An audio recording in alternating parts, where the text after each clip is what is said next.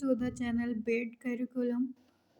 Paper second में आज का टॉपिक है बुद्धि के सिद्धांत। तो इंटेलिजेंस की कुछ थ्योरीज हैं, बुद्धि के कुछ सिद्धांत बताए गए हैं अलग अलग मनोवैज्ञानिक के द्वारा, तो उनके बारे में आज जानेंगे। इसमें सबसे पहला सिद्धांत होगा बिने का एक कारक सिद्धांत। तो बिने ने एक कारक सिद्धांत दिया है बुद्धि के बारे में। इसके बाद दूसरा सिद्धांत होगा स्पेयरमैन का द्विकारक सिद्धांत। तो स्पेयरमैन ने द्विकारक सिद्धांत दिया है जिसमें उन्होंने दो ऐसे कारक बताए हैं जो हमारी बुद्धि को प्रभावित करते हैं। फिर थर्ड है इसमें कि थॉर्नडाइक का बहुकारक या अल्पतंत्रीय सिद्धांत। तो थॉर्नडाइक ने इसमें बहुत सारे कारक ऐसे बताए हैं जो हमारी बुद्धि को प्रभावित करते हैं। फिर आएगा चौथा सिद्धांत जो थर्स्टन का समूह तत्व सिद्धांत है। थर्स्टन ने भी समूह तत्वों की बात की है जो हमारे बुद्धि को प्रभावित करेंगे। फिर पांचवा सिद्धांत और आखिरी सिद्धांत है गिलफर्ड का त्रिआयामी सिद्धांत। तो गिलफर्ड ने 3D मॉडल प्रेजेंट किया है बुद्धि के कारकों पे जो हमारी बुद्धि को प्रभावित करते हैं। तो एक एक करके हम सबके बारे में जानेंगे। इसमें सबसे पहला सिद्धांत है बिने का एक कारक सिद्धांत। तो यूनिफैक्टर थ्योरी ऑफ बिनेट। इस सिद्धांत के प्रतिपादक बिने हैं। तो एक कारक सिद्धांत जो बुद्धि का दिया है उसे बिने ने दिया है। इन्होंने 1911 में एक सिद्धांत का प्रतिपादन किया था। ये जो सिद्धांत था ये इन्होंने 1911 में दिया। इसके बाद टर्मन, स्टर्न और एम्बिहॉस ने इस सिद्धांत पर कार्य किया था। तो इनके बाद टर्मन ने, स्टर्न ने और एम्बिहॉस ने इस सिद्धांत पे कार्य किया और इस सिद्धांत के अनुसार बुद्धि के खंड नहीं होते हैं, वह एकात्मक होती है। तो इस सिद्धांत बिने का एक कारक सिद्धांत ये बताता है कि बुद्धि का कोई दूसरा खंड नहीं होता है, मतलब कोई और पार्ट नहीं होता है। बुद्धि जो है वो एक कारक है, वन फैक्टर थ्योरी है, यूनिफैक्टर थ्योरी इसको कहा जाता है। मतलब उसमें एक ही कारक ऐसा होगा जो हमारी बुद्धि को प्रभावित करेगा, उसका संचालन करेगा। इसकी मात्रा सब व्यक्तियों में अलग अलग होती है और यह बताया गया कि ये जो कारक है इसकी मात्रा हर एक व्यक्ति में अलग अलग होगी। बुद्धि सभी मानसिक क्रियाओं पर एक जैसा प्रभाव डालती है।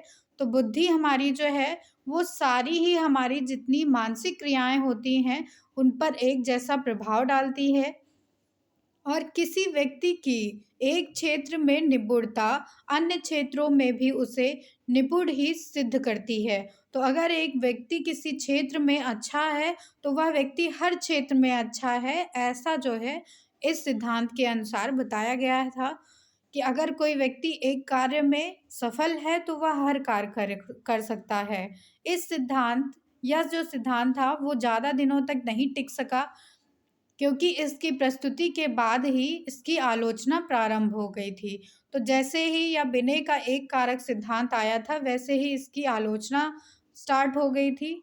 तो ये जो है चित्र है, इन्होंने ऐसे सर्कल में बताया है कि मान लीजिए ये हमारी बुद्धि है और इसमें जो भी कारक प्रभावित करेंगे वो पूरे एक ही कारक होंगे, वो एक ही कारक के द्वारा हमारी बुद्धि प्रभावित होगी और एक व्यक्ति अगर एक काम में अच्छा है तो वो हर काम में अच्छा है। तो ये था बुद्धि का एक कारक सिद्धांत जो बिने ने दिया है।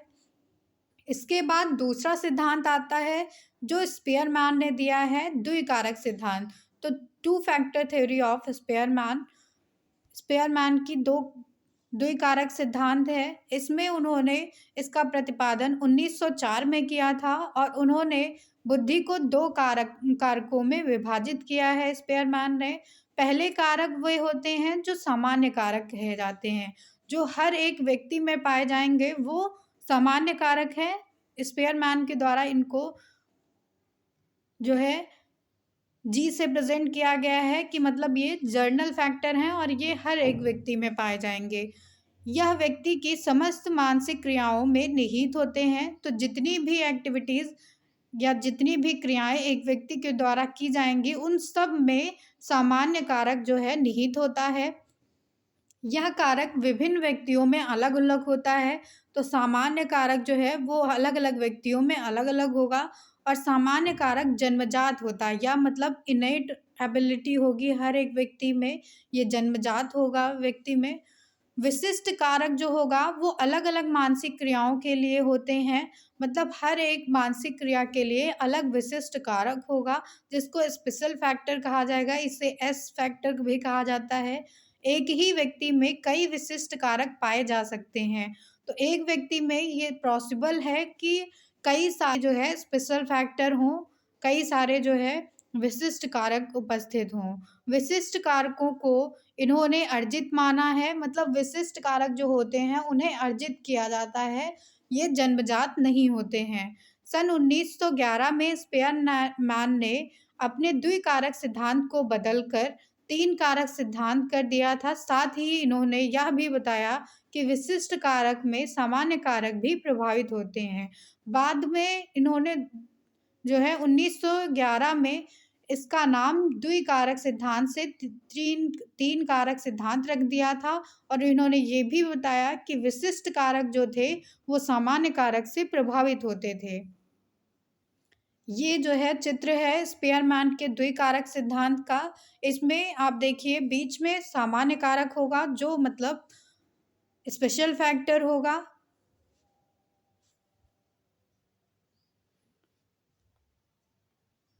और ये जो है चारों तरफ इसके विशिष्ट कारक 1, 2, 3, 4 हो सकते हैं, और ये जी फैक्टर होगा। मिड में जो होगा वो जी फैक्टर होगा, यानी कि सामान्य कारक होगा, और विशिष्ट कारक जो होंगे वो चारों तरफ से इसको घेरे रहेंगे। ये सारे विशिष्ट कारक हैं। इसके बाद जो सिद्धांत आता है थर्ड नंबर पे वो है थॉर्नडाइक का बहुकारक सिद्धांत, या इसको अल्पतंत्रीय सिद्धांत के नाम से भी जाना जाता है, multi factor theory of Thorndike. तो थॉर्नडाइक ने बताया कि बुद्धि किसी एक या दो कारक से नहीं प्रभावित होती है, बल्कि बहुकारक जो है प्रभावित करते हैं बुद्धि को। जैसा कि बिने ने बताया कि बुद्धि को एक कारक प्रभावित करता है, स्पेयरमैन ने बताया कि बुद्धि को दो कारक प्रभावित करते हैं, एक सामान्य कारक और एक विशिष्ट कारक। लेकिन थॉर्नडाइक का कहना था कि बुद्धि बहुकारक के द्वारा प्रभावित होती है। थॉर्नडाइक ने इस सिद्धांत के अनुसार बुद्धि विभिन्न कारकों का मिश्रण है, और थॉर्नडाइक के सामान्य कारक की सत्ता को स्वीकार नहीं किया, बल्कि उन्होंने मूल कारक और सामान्य कारक दो कारकों के विचार पर श्री गणेश किया। तो उन्होंने मूल कारक और सामान्य कारक के विचार पर विचार करना प्रारंभ किया था, और इनके अनुसार मूल कारक में आंकिक, शाब्दिक और तार्किक योग्यताएं होती हैं। तो थॉर्नडाइक ने ये बताया कि जो हमारे मूल कारक होते हैं उनमें आंकिक जो है क्षमताएं होती हैं, मतलब कि हम उनको अंकों में व्यक्त कर सकते हैं। शाब्दिक क्षमताएं होती हैं, मतलब कि शब्दों में व्यक्त किया जा सकता है, और तार्किक योग्यताएं होती हैं, मतलब उसमें हम लॉजिक लगा सकते हैं अपने। ये व्यक्ति की समस्त मानसिक क्रियाओं को प्रभावित करते थे, और इसके साथ ही थॉर्नडाइक ने व्यक्तित्व में किसी न किसी विशिष्ट कारक अथवा योग्यता को भी स्वीकार किया है। तो थॉर्नडाइक का ये कहना था कि एक पर्सनालिटी में कोई न कोई विशिष्ट कारक होता है, या कोई न कोई विशिष्ट योग्यता होती है। इस सिद्धांत के थॉर्नडाइक का संबंधवाद सिद्धांत भी कहते हैं। तो इसी सिद्धांत को थॉर्नडाइक का संबंधवाद सिद्धांत भी कहा गया। इसके अनुसार जब कोई आवेग तंत्रिका तंत्र में परिभ्रमण करता है तो कुछ मानसिक संबंध बनते हैं। तो कोई अगर आवेग ऐसा है जो तंत्रिका तंत्र में हमारे भ्रमण कर रहा है, परिभ्रमण कर रहा है, तो हमारे मानसिक संबंध स्थापित होते हैं उससे। इन संबंधों की संख्या जितनी अधिक होती है उतनी ही अधिक व्यक्ति बुद्धिमान हो जाता है। तो ये जो संबंध स्थापित होंगे बुद्धि में, मानसिक संबंध होंगे ये जो, उनकी संख्या जितनी ज़्यादा होगी व्यक्ति उतना ही ज़्यादा बुद्धिमान कहलाएगा। किंतु व्यक्ति की विषय की मूल योग्यता से दूसरे विषय की मूल योग्यता का अनुमान नहीं लगाया जा सकता है। तो एक विषय की मूल्य योग्यता से व्यक्ति के दूसरे मूल्य योग्यता का अनुमान लगाना पॉसिबल नहीं होता है। थॉर्नडाइक के बहुकारक सिद्धांत का की ये इमेज है। इसमें जो है सामान्य तत्व जो होंगे वो सबसे मिड में होते हैं और उसके चारों तरफ जो है कारक लगे होते हैं, ये हमारी बुद्धि को प्रभावित करेंगे। इसके बाद थ्योरी आती है थर्स्टन का समूह तत्व सिद्धांत। तो थर्स्टन ने ग्रुप फैक्टर थ्योरी दी है इंटेलिजेंस पे। यह सिद्धांत जो था वो स्पेयरमैन के द्विकारक सिद्धांत और थॉर्नडाइक के बहुकारक सिद्धांत के बीच का सिद्धांत था। जैसे कि स्पेयरमैन ने दो कारक बताए और थॉर्नडाइक ने बहुकारक बताए, तो थर्स्टन ने एक ऐसा मिड का सिद्धांत निकाला, मध्य मार्गी सिद्धांत निकाला, जिसमें उन्होंने समूह तत्व बताए हैं। तो थर्स्टन अपने कारक विश्लेषण फैक्टर एनालिसिस के लिए प्रसिद्ध हैं। तो थर्स्टन जो है वो कारक विश्लेषण के लिए प्रसिद्ध हैं। थर्स्टन बुद्धि ना तो सामान्य कारकों का ही पुंज है, ना ही विशिष्ट कारकों का ही पुंज है। तो थर्स्टन ने बताया कि हमारी जो बुद्धि होती है वो ना ही सिर्फ सामान्य कारकों से प्रभावित है और ना ही सिर्फ विशिष्ट कारकों से प्रभावित है। ये इसे समूह कारक के रूप में देखते हैं। तो थर्स्टन जो है बुद्धि को एक समूह कारक के रूप में देखते हैं। इन्होंने विश्वविद्यालय के छात्रों पर 56 मनोवैज्ञानिक परीक्षण कर प्राथमिक योग्यता का निर्धारण किया और ये योग्यताएं 7 थी। तो इन्होंने 56 मनोवैज्ञानिक परीक्षण किए, तब थर्स्टन ने कुछ प्राथमिक योग्यताएं निकाली जो 7 योग्यताएं थी। इसमें पहली योग्यता थी प्रेक्षण योग्यता, जिसको स्पेशल एबिलिटी कहा गया। मतलब कि यह स्थानिक होती है, अगर आपको किसी जगह से कुछ याद आता है तो वो स्थानिक एबिलिटी है, प्रेक्षण योग्यता है। दूसरा था इसमें गणितीय योग्यता, मतलब कि आपकी नंबर्स से क्या जो है कांटेक्ट है, कितना आप नंबर से खेल सकते हैं, ये आपकी गणितीय योग्यता थी। तीसरा था शाब्दिक योग्यता, जिसको वर्बल एबिलिटी भी कहा गया। तो वर्बल एबिलिटी का मतलब है शब्दों से, तो आप शब्दों का कैसा आप में जो है योग्यता है वो बताई गई है। चौथे नंबर पे थी शब्द प्रवाह, वर्ड फ्लुएंसी। तो आपकी बोलने की फ्लुएंसी कैसी है, आप वर्ड्स को कैसे प्रोनाउंशिएट कर रहे हैं, ये इसमें देखा गया। पांचवा था इसमें स्मरण शक्ति, तो आपकी मेमोरी एबिलिटी कितनी है, मेमोरी पावर कितना है आप में। फिर 6 नंबर पे था तार्किक योग्यता, तो आप रीजनिंग एबिलिटी आपकी कैसी है, लॉजिकल आप कितना सोच पा रहे हैं। फिर 7th और लास्ट था बोधात्मक योग्यता, यानी कि परसेप्चुअल एबिलिटी, आपका परसेप्शन कैसा है हर एक चीज़ के लिए, वो देखा गया इसमें।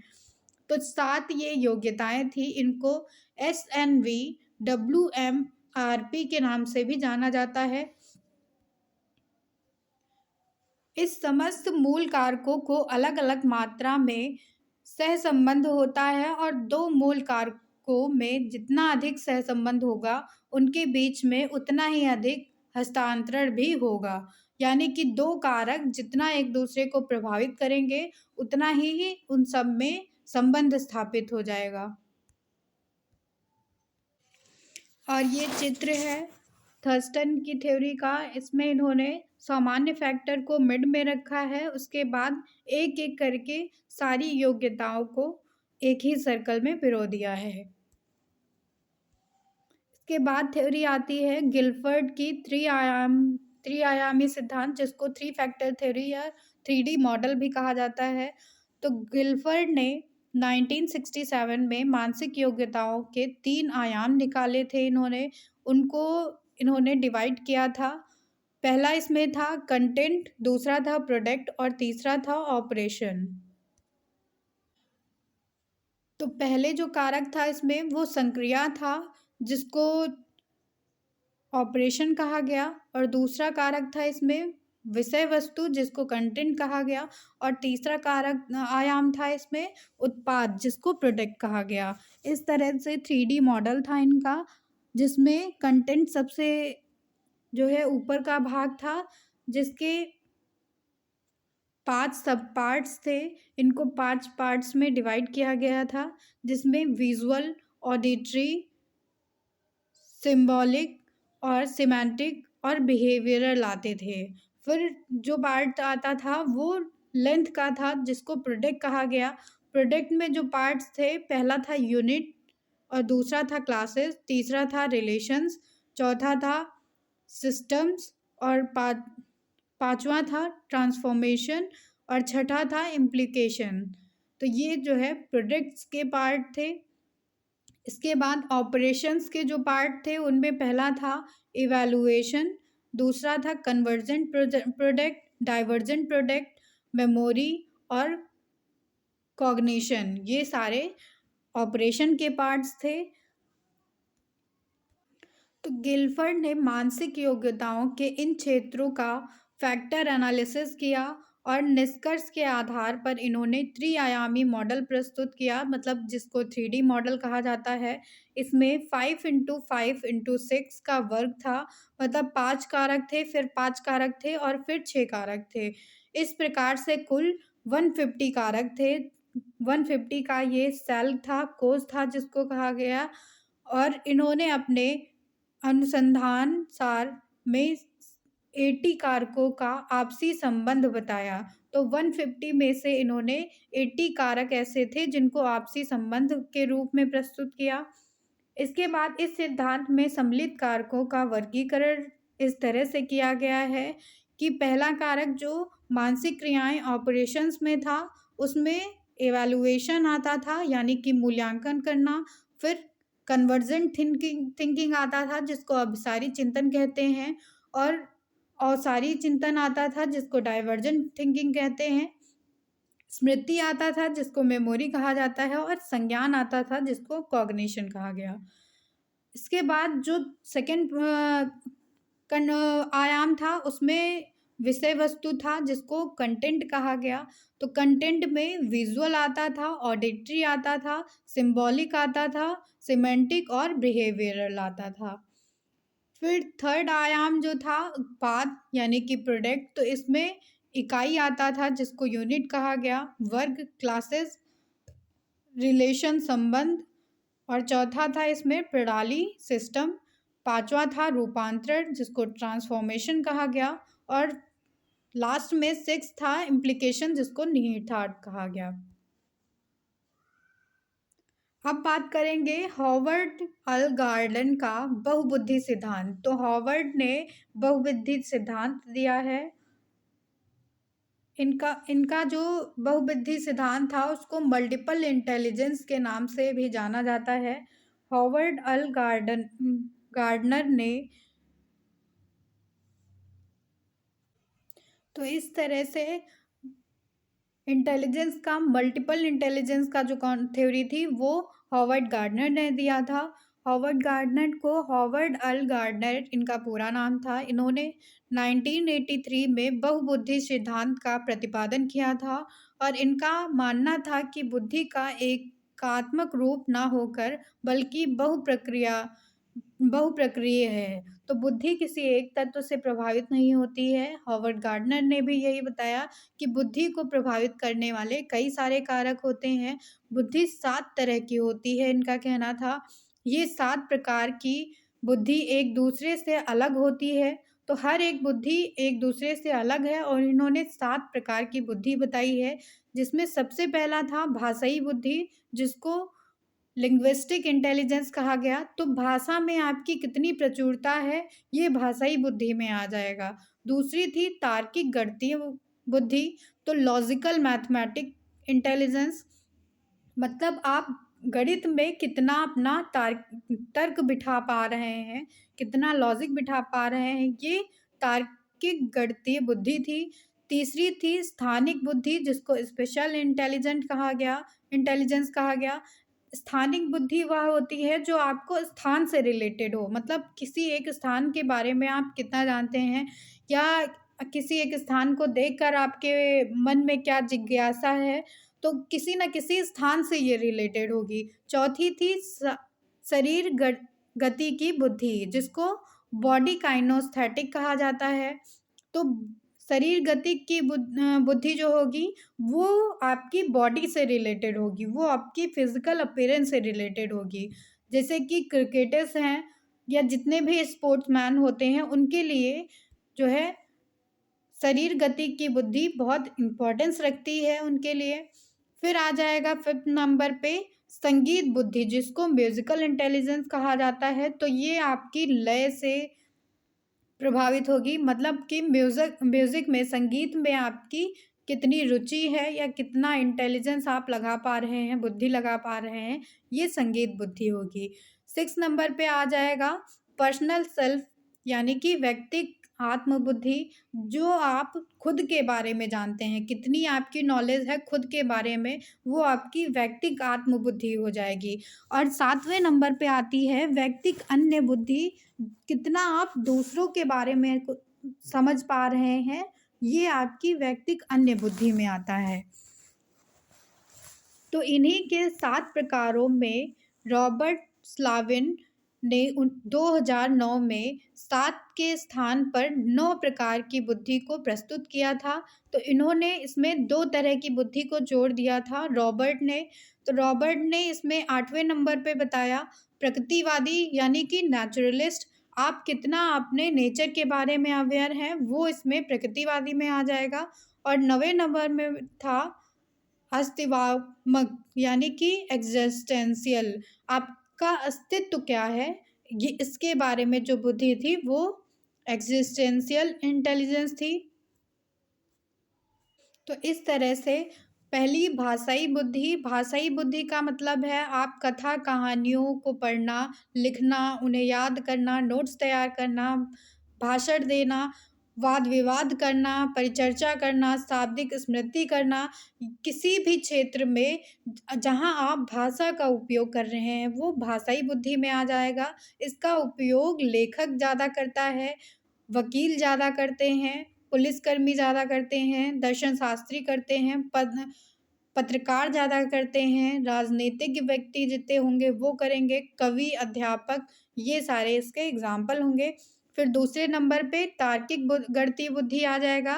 तो इसमें शतरंज की चाल, यानी कि आप जहाँ पे लॉजिक बिठा पा रहे हों, निष्कर्ष निकालना, जैसे कि गणना करना, जटिल गणनाएँ करना, कंप्यूटर प्रोग्राम्स को निर्मित करना, तो ये सब जो है तार्किक गणितीय बुद्धि के उदाहरण होंगे। इसमें आ जाएँगे वैज्ञानिक, भौतिक शास्त्री, गणितज्ञ, डॉक्टर, अर्थशास्त्री, दर्शन शास्त्री, ये सब। स्थानिक बुद्धि, स्पेशल इंटेलिजेंस, जो आपकी अभिकल्प या शिल्पी से रिलेटेड होगी, वो जो है स्थानिक बुद्धि आ जाएगी।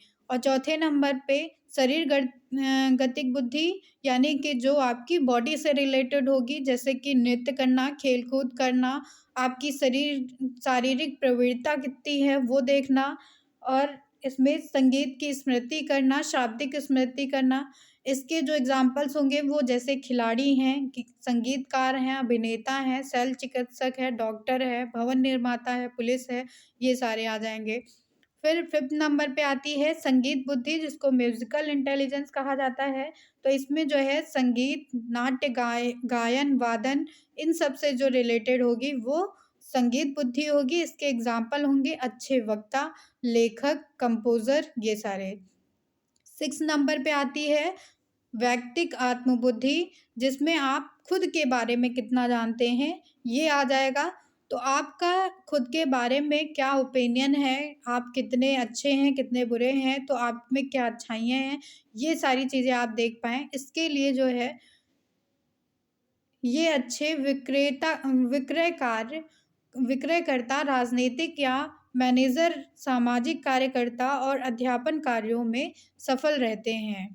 तो ये बताया गया है। फिर 7 नंबर पे आता है व्यक्तिक अन्य बुद्धि, तो आप दूसरों को कितना समझ पा रहे हैं, उनके व्यवहार को कितना समझ पा रहे हैं, ये व्यक्तिक अन्य बुद्धि में आ जाएगा। और 8वें नंबर में, जैसा कि रॉबर्ट के अनुसार जोड़ा गया था, 2 जो बुद्धियाँ थी 8वें और 9वें नंबर की, तो 8वें नंबर पे आता है प्रकृतिवादी बुद्धि। तो प्रकृतिवादी बुद्धि में प्राकृतिक कार्यविधियों को समझने की योग्यता होनी चाहिए, जैसे कि कृषक और बागवान जो होंगे वो इसके उदाहरण हैं। और 9वें नंबर पे आ जाएगा अस्तित्वात्मक बुद्धि। इस प्रकार की बुद्धि में संपन्न व्यक्ति की में ध्यान केंद्रित करने की बुद्धि अथवा इंद्रियों में संज्ञानात्मक व्यवहार से परे का अभ्यास होता है। तो ये जो है अस्तित्वात्मक बुद्धि होगी। Thank you everyone. ये बुद्धि के सिद्धांत के बारे में पूरा लेक्चर था।